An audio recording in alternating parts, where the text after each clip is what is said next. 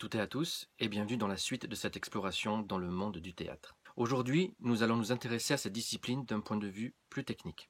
Comme nous l'avons déjà abordé, le théâtre a connu à travers le temps des changements incroyables. Non seulement parce qu'il est indispensable à l'hygiène émotionnelle qu'il inspire au public, mais surtout pour les questionnements qu'il soulève au niveau politique, social, humain et métaphysique. En effet, le théâtre divertit, sensibilise, révolte ou questionne. Il a pour mission de questionner son temps et de garder la mémoire sacrée du passé.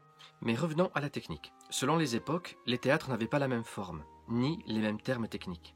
Dans la Grèce antique, entre 700 et 300 avant Jésus-Christ, les spectacles avaient leur lieu dédié dans des amphithéâtres, où les spectateurs venaient se rassembler. D'ailleurs, le mot théâtre vient du grec théatron, qui signifie regarder ou contempler. C'étaient de grands édifices à ciel ouvert, ce qui limitait les représentations à cause de la météo. Les théâtres étaient généralement construits à flanc de colline, pour un souci d'acoustique. Ils étaient constitués d'un ensemble de gradins appelés théatrons, où les places étaient accessibles selon une hiérarchie précise. Le premier rang, la poédrie, était réservé aux spectateurs fortunés, les juges et les prêtres. Les diazomata formaient des couloirs concentriques séparant les paliers, et les escaliers appelés climaques facilitaient l'accès au siège tout en partageant les différents secteurs appelés kerkides. Au centre est situé l'orchestra. Là se plaçaient les danseurs, les chanteurs, les musiciens et le chœur pour accompagner les acteurs. Au milieu se trouvait parfois un autel réservé au sacrifice qu'on appelait la timélée. Le dispositif scénique comprenait deux parties, la skéné, sorte de bâtisse qui servait de coulisse, et le proskénion, qui était une estrade surélevée servant de scène pour les acteurs, et ses extrémités à gauche et à droite se nommaient paraskénia. Enfin, pour finir, il y avait les deux parodos, qui étaient de longs couloirs de chaque côté de la skéné, qui en permettaient l'accès. Les Romains avaient aussi leur propre amphithéâtre, mais ils étaient différents à quelques détails près. Par exemple, ils étaient généralement construits sur un terrain plat et non contre une colline, même s'il y en a eu. Le proskénion était plus bas, mais la skéné formait un mur beaucoup plus haut. Mais passons. Au Moyen-Âge, les manifestations théâtrales avaient souvent lieu pendant les fêtes religieuses ou profanes. Elles se passaient dans les églises ou en plein air sur les places publiques. Il y avait peu, voire aucun édifice réservé pour le théâtre. Loin du théâtre grec ou romain, le théâtre médiéval ne perpétuait pas la mémoire d'un art ancestral. Il servait à diffuser les paroles de la Bible avec l'objectif d'instruire. À cette époque, il n'y avait aucun véritable artiste reconnu. Les représentations se distinguaient par les mystères, orthographiés mystère, qui voulait dire cérémonie. On y comptait des histoires et des légendes dont les croyances populaires se nourrissaient. La passion du Christ était un des sujets les plus abordés. On se servait d'une estrade souvent organisée avec plusieurs étages, dont le haut représentait le paradis et le bas l'enfer, dans lequel on entrait par la gueule d'un dragon. Seuls les hommes étaient autorisés à jouer, même pour représenter les saintes. Il faudra beaucoup de temps pour que les femmes soient acceptées sur scène.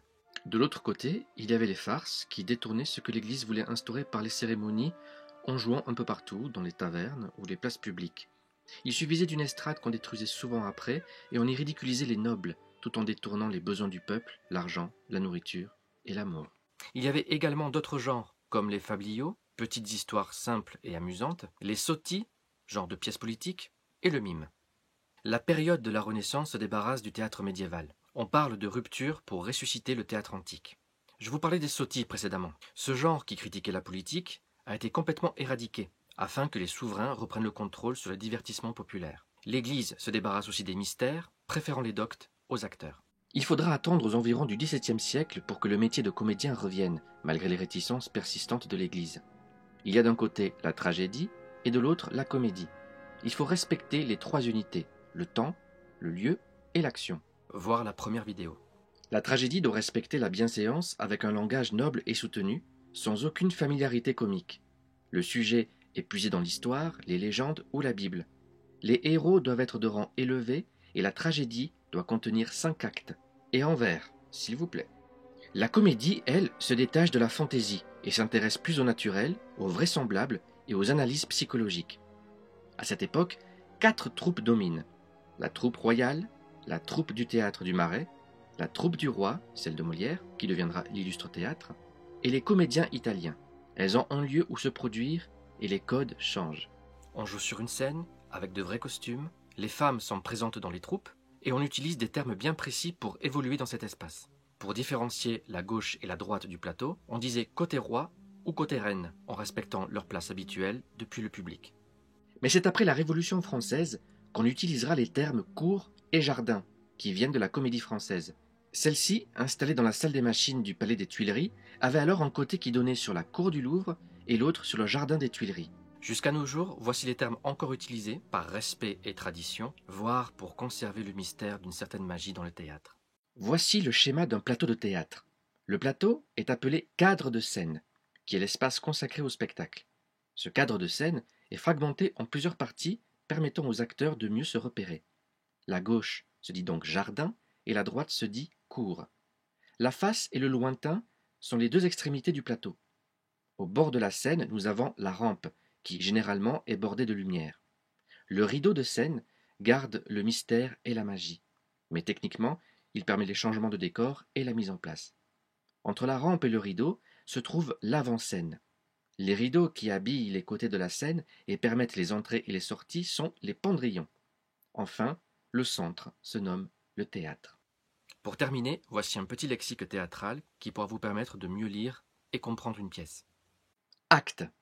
Partie majeure d'une pièce dont la durée équivalait à la durée de vie d'une bougie. Aparté.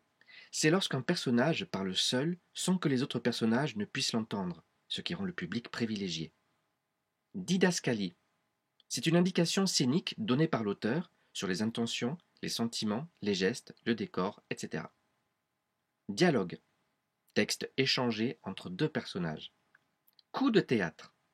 C'est un effet de surprise, un changement brutal dans le déroulement de la pièce. Exemple, Orgon sort de dessous la table où il était caché pour interrompre la déclaration amoureuse de Tartuffe à sa femme Elmire. Mise en abîme.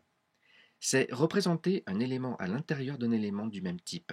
Exemple, une pièce de théâtre se joue pendant la pièce à laquelle les spectateurs assistent. Quiproquo. Malentendu. Élément qu'un personnage prend pour ce qu'il n'est pas. Stance. Nombre déterminé de vers qui forment un sens complet et qui suivent le même ordre, adoptant une régularité dans la longueur des vers et les piles choisies. Monologue. Texte dit par un seul personnage. Tirade. Longue réplique d'un personnage. C'est pas pareil. Stichomythie. Échange rapide de répliques. Lire une pièce, c'est autre chose que de lire un roman. Nous plongeons certes dans une histoire, mais nous sommes invités à démultiplier nos émotions et notre intellect afin de donner corps à chaque personnage. Une pièce est un manuscrit accompagné d'outils fournis par l'auteur afin que nous puissions comprendre sa pensée, la vision globale de son œuvre et, au-delà de l'intrigue, saisir la complexité de la psychologie des personnages. Le théâtre est une sorte de mémoire universelle. Car là où certains livres d'histoire ne pourraient qu'informer, des auteurs ont vécu et écrit des pièces où nous pouvons toujours trouver des indices quant aux conditions de leur époque. Et ils le font encore et pour toujours. J'espère que ces quelques informations vous permettront d'aborder une pièce différemment, et peut-être que vous aurez envie de les lire à haute voix pour vous tester. En tout cas, je vous y invite. Prenez soin de vous. À bientôt.